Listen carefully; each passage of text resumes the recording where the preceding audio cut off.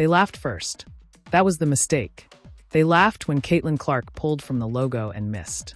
They laughed when analysts said her game wouldn't translate, when vets whispered she was overhyped, when timelines filled with eye rolls and "let's see her do it here." The noise wasn't just loud, it was personal. Every miss became proof. Every silence became weakness. And every win was rewritten as luck, protection, or marketing. Caitlin felt it all, even when she pretended not to. The side eyes in warm-ups, the late whistles, the interviews that praised her numbers while questioning her impact.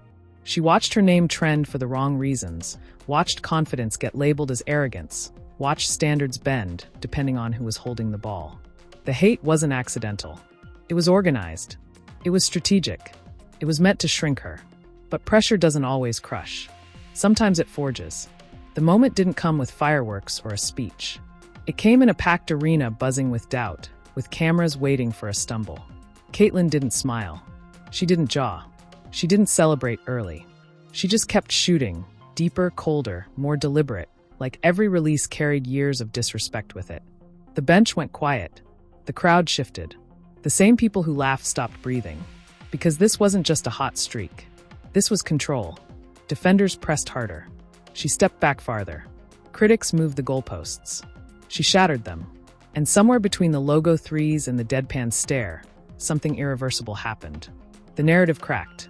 The excuses ran out. The laughter died. By the time the final buzzer neared, everyone watching understood the truth they'd tried to deny. This wasn't Caitlin proving she belonged. This was Caitlin deciding who was allowed to doubt her next.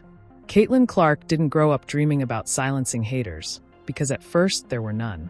There was just a kid with a ball, an obsession with the rim, and a belief that work would always be enough. Long before arenas sold out and debates turned toxic, she learned to shoot alone, to miss alone, to fix things alone. That isolation shaped her. It taught her how to listen to criticism without folding, and how to trust her instincts even when no one else did. But as her talent exploded into the public eye, the tone shifted. Praise arrived wrapped in suspicion. Every record she broke came with an asterisk someone else tried to write in. She wasn't just competing against defenders anymore. She was competing against expectations she never asked for. Too flashy, too confident, too visible. Compliments started carrying warnings. Success came with conditions. She watched how the league treated stars before her. She noticed which players were celebrated for swagger and which were told to tone it down. She paid attention when emotion was framed as leadership for some and immaturity for others. Those lessons stuck. Caitlin learned quickly that being exceptional didn't protect you, it exposed you. And exposure invited judgment. As the spotlight grew brighter, so did the pressure to perform perfectly. Mistakes weren't just mistakes anymore. They became proof for critics who were waiting. A bad shooting night wasn't just a slump, it was a verdict. And every time she responded with a big game, the goalposts moved. She was told to do it again, and again, and again.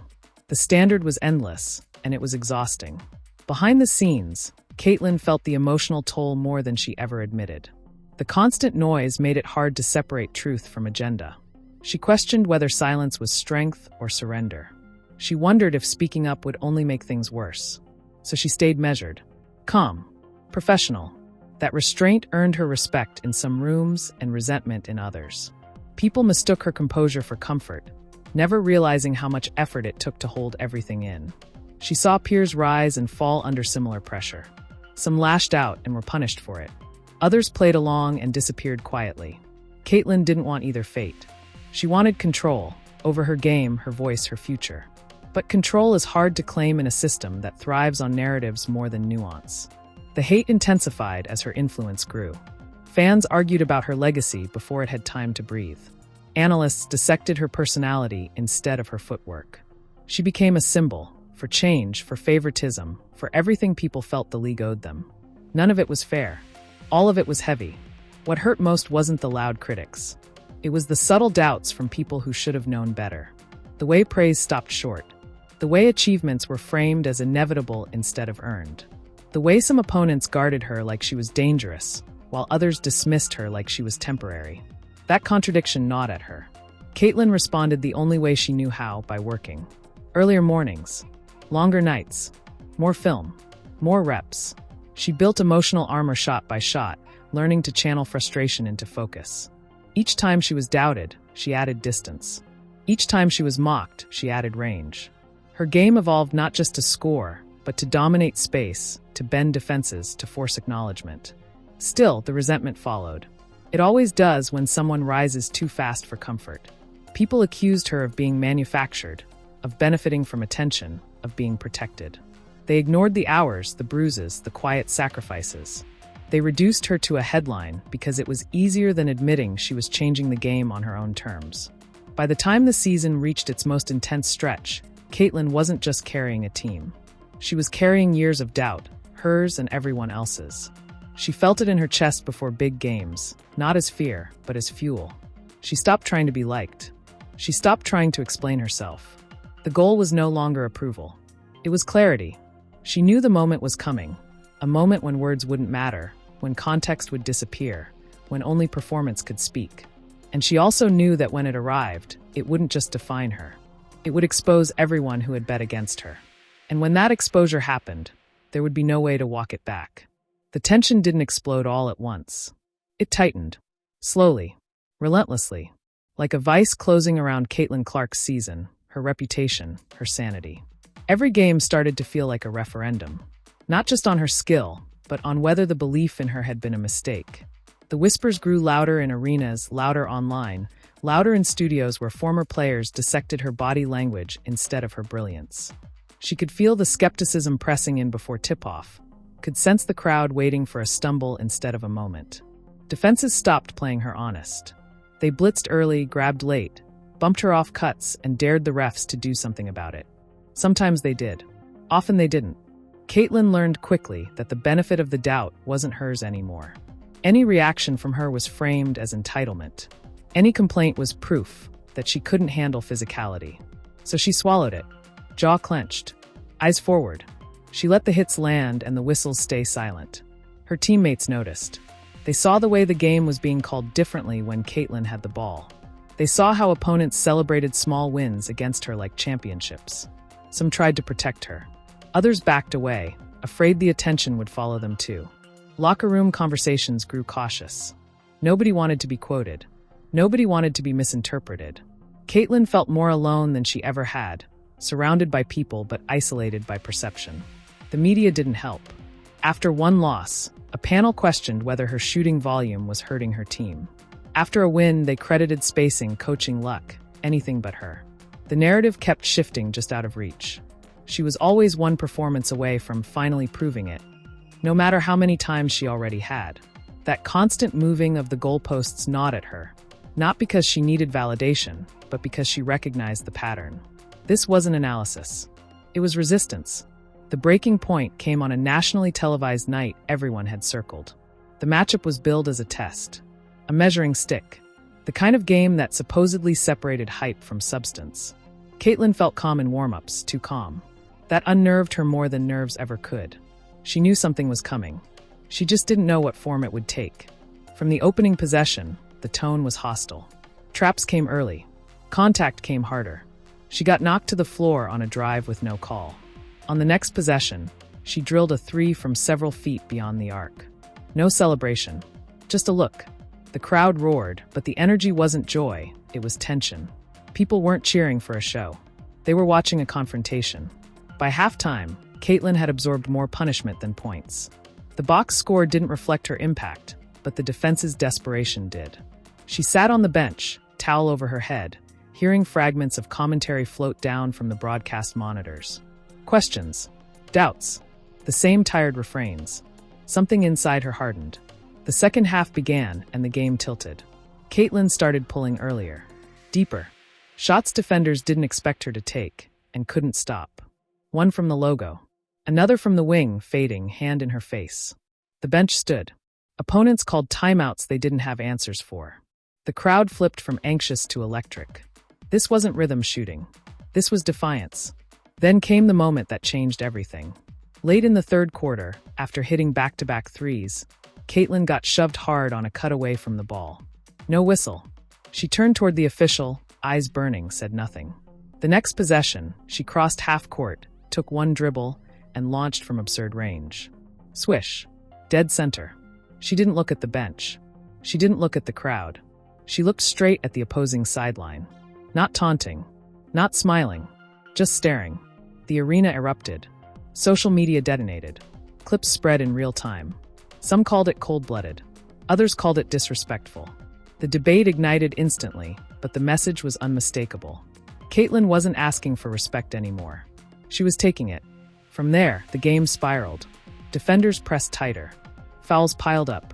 Caitlin kept firing. Each make felt heavier than the last, like it was carrying months of frustration with it. When she finally subbed out briefly, her stat line stunned. Not just points, but efficiency under siege. The broadcast couldn't ignore it anymore. The tone shifted mid-game, awkwardly, like a pivot everyone pretended was natural. But the shocking twist didn't happen on the court. It happened after. As Caitlin walked toward the tunnel, still breathing hard, still locked in, a courtside mic picked up something it was never meant to catch. A comment from an opposing player, said under her breath, sharp and bitter. It wasn't trash talk. It was accusation. About favoritism. About whistles. About hype. The audio was raw, unfiltered, undeniable. Within minutes, the clip was everywhere. The internet exploded, not just because of what was said, but because of who said it. A respected veteran. Someone whose voice carried weight. Suddenly, the criticism Caitlin had been absorbing quietly was spoken aloud, publicly, and it was ugly. The narrative flipped again, but this time, it couldn't be softened by analysis or spin. Caitlin watched the clip later that night, phone trembling slightly in her hand. Not because it hurt, but because it confirmed what she'd felt all along. The resentment was real. The pushback wasn't imagined. And it wasn't just fans or media driving it. It was coming from inside the league. She didn't respond. Not that night. Not the next day. Her silence was louder than any quote could have been. Fans rallied. Critics doubled down. The league issued a vague statement about competitive emotion. It satisfied no one. The conflict had crossed a line. Caitlin's performance had shattered the basketball argument. So the conversation shifted to everything else: demeanor, influence, impact, image. The hate adapted because it had to. And Caitlin realized something in the quiet after the storm. They weren't mad she failed. They were mad she didn't. And now that the truth was out in the open, there was no going back to polite debate. No more pretending it was just basketball. The lines were drawn, and Caitlin was standing right in the middle of them. The season hadn't just turned into a fight. It had turned into a reckoning. And whatever came next was going to force everyone, players, media, fans, to pick a side. The clip didn't fade. It multiplied. It mutated. It became the soundtrack of the week. Every show opened with it. Every timeline argued over it. The veteran's words were slowed down, zoomed in, dissected like evidence in a trial that had been waiting years to begin. And with every replay, the subtext grew louder. CaitlinClark wasn't just dominating games, she was threatening a hierarchy. The league tried to move on. Schedule graphics. Highlight packages. Business as usual. But the tension followed Caitlin into every arena like a shadow. Opponents picked her up full court with something extra in their eyes. Not strategy. Emotion. Frustration sharpened into intent. She got hit harder, grabbed longer, talked to more aggressively. And still, the whistles stayed inconsistent. The message was clear without being spoken: survive it. Caitlin didn't complain. That was the problem. Her refusal to react robbed critics of the narrative they wanted. So they escalated it for her. Former players went on air questioning whether her style was sustainable. Anonymous quotes appeared about team balance. Suddenly, winning by shooting from anywhere on the floor was framed as selfishness. The basketball argument had already been lost, so the character argument took its place. Teammates felt the strain. Some defended her publicly, only to walk it back days later after quiet conversations with people higher up. Others stayed neutral, which felt worse. Neutrality reads like distance when someone is under fire. Caitlin noticed who stopped sitting next to her on the plane, who stopped joking in warm-ups. Not out of hate, out of fear. Attention had become radioactive. The escalation peaked during a road stretch that felt endless. Different cities, same hostility. Booed in one. Mocked in another. Cheered loudly, only to be criticized louder when she missed. Caitlin responded with consistency that felt almost unnatural. 30 here. 35 there. Efficiency under siege. Composure under microscope. The harder the environment became, the quieter she got. That calm unnerved people. Then came the second major twist. And this one didn't come from social media or commentary. It came from paperwork. A respected investigative reporter published a late-night piece that reframed everything. Not opinion, documentation. Internal league communications showing that Caitlin's games had been flagged early in the season as priority broadcasts. That wasn't shocking by itself. Stars get attention. But buried deeper was the real bombshell. Language describing her as a stabilizing face during a period of transition. Not just a player, a pillar. The implication hit like a gut punch. Caitlin hadn't just been performing under pressure. She'd been positioned as insurance. A solution. A counterweight to chaos the league feared. And suddenly, every accusation of favoritism gained oxygen. Critics claimed she was protected. Supporters argued she was being exploited. Caitlin read the article twice, stomach tightening, realizing her career had been framed in meetings she'd never attended. The league responded fast this time. Too fast. A statement denying special treatment, affirming competitive integrity, praising Caitlin's professionalism. It should have closed the issue. It blew it wide open. Because within hours, another voice entered the conversation. A current player, active, respected, who didn't name Caitlin but spoke directly to the moment.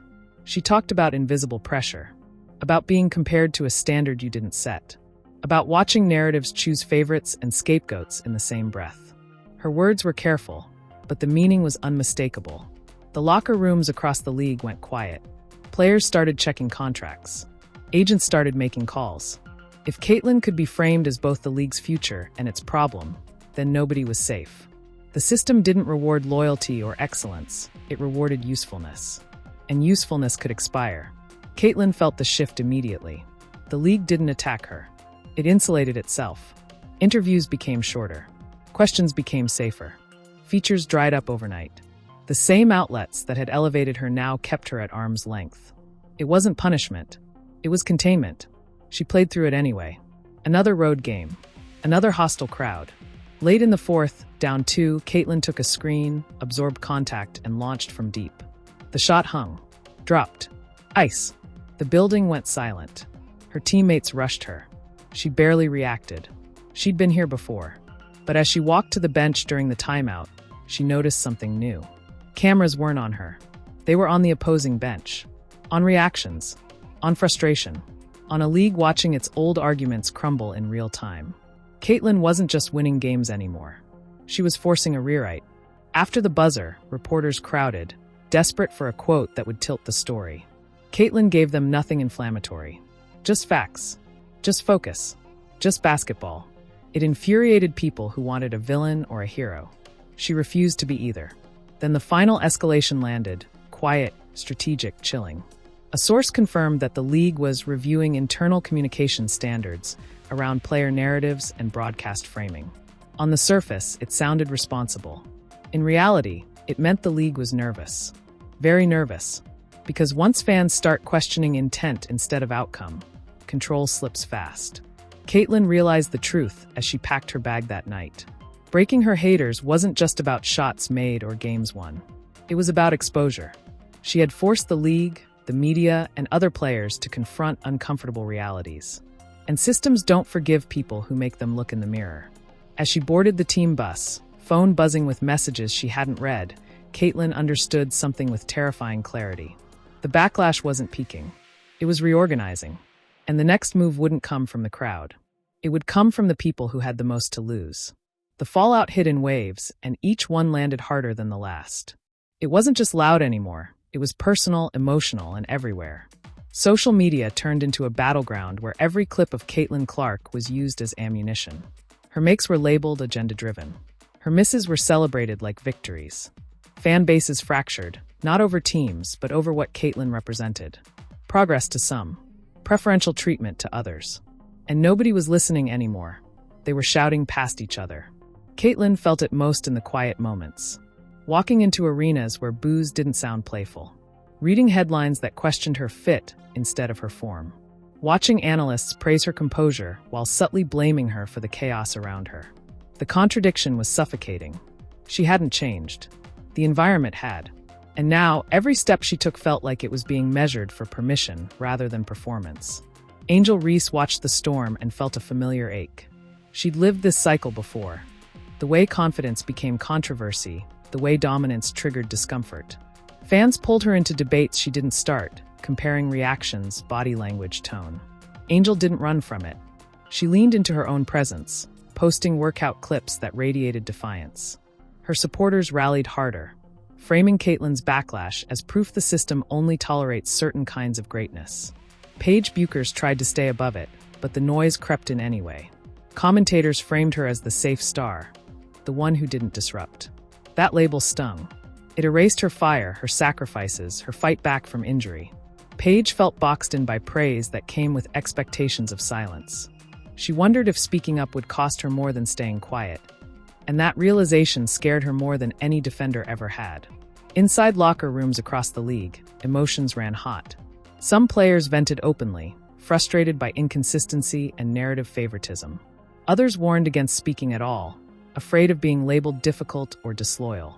The tension wasn't hypothetical. It was affecting chemistry, trust, and effort. Games felt sharper. Fouls lingered longer. Celebration felt risky. The joy of competition was being replaced by caution. The league's response only deepened the divide. Another statement. Another attempt to calm without clarifying. Fans dissected every word, searching for accountability that never arrived. Sponsors watched nervously. Broadcasters adjusted language mid-game. The product was still selling, but the foundation was shaking. People weren't just watching basketball anymore. They were watching power dynamics play out in real time. Caitlin's family felt the weight too. Messages crossed lines. Criticism turned cruel. Conspiracy replaced reason. She shielded them as best she could, but the guilt lingered. She'd chased excellence her whole life, never imagining it would make people this angry. In private, the pressure cracked through her composure. Not tears, exhaustion. The kind that settles deep and makes even success feel heavy. Then came the emotional flashpoint. A respected former player went live and said what others wouldn't. She didn't attack Caitlin. She didn't defend the league. She spoke about cycles, about how every era picks a player to carry expectation and blame at the same time, about how unfair it is to ask one person to prove the system works. The clip spread fast. It changed the tone. Not softer, sharper. More honest. Fans who'd stayed neutral started asking harder questions. Why did excellence feel threatening? Why did narratives shift when they stopped serving comfort? Why did Caitlin have to absorb outrage for decisions she didn't make? The discourse matured, and that terrified the people in charge. Because informed outrage is harder to manage than blind anger. Caitlin felt the shift. The hate didn't disappear, but it changed shape. It became quieter, more strategic. Less shouting, more positioning. She sensed eyes on her in places she couldn't see. Meetings she wasn't part of. Conversations happening without her name spoken, but clearly about her. As the league prepared for its next marquee slate of games, tension hung thick. Everyone knew something had to give. The question wasn't whether the fallout would end. It was whether it would be resolved or redirected. And as Caitlin laced up for her next game, she felt it in her chest. The storm wasn't passing. It was being aimed. The final turn didn't arrive with noise. It arrived with precision. A quiet recalibration that only people inside the machine could recognize for what it really was. No announcement. No emergency press conference. Just a subtle shift in language, coverage, and opportunity that told a much louder story than any headline ever could. CaitlinClark noticed it first in the questions that stopped being asked. Reporters who once crowded now kept distance.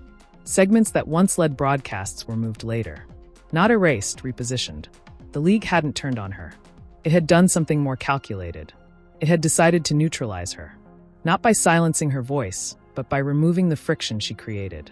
By making her excellence feel routine instead of disruptive. That was the real twist. Breaking her haters wasn't enough. She had broken the narrative engine itself. And systems don't forgive players who prove they don't need them. Angel Reese recognized the maneuver instantly. She'd seen the playbook before. When fire gets reframed as fatigue, when dominance gets softened into consistency. Angel understood that Caitlin hadn't been punished. She'd been absorbed. And absorption is how institutions survive exposure. Angel felt the warning land clearly. This could happen to anyone who refuses to perform their role the right way. Paige Buchers felt it differently. She saw the opening and the danger at the same time. Caitlin's dominance had shattered old excuses. Paige could no longer be protected by patience or framed as potential. The bar had been raised publicly, permanently. And with that came a new kind of pressure, to deliver without disruption, to excel without destabilizing the story. Paige wondered if breaking through now required rebellion, not perfection. Then the real cliffhanger emerged, and it wasn't about basketball. Late one night, a respected investigative journalist teased an upcoming report. No names, no details, just a single sentence hinting at documented internal alignment between competitive outcomes, broadcast strategy, and narrative management. Fans connected dots instantly. The phrase went viral. Players went silent. Executives stopped returning calls. Caitlin saw it and didn't flinch. Not because she wasn't nervous, but because she finally understood the moment she'd stepped into. Her greatness had forced questions the league could no longer answer cleanly.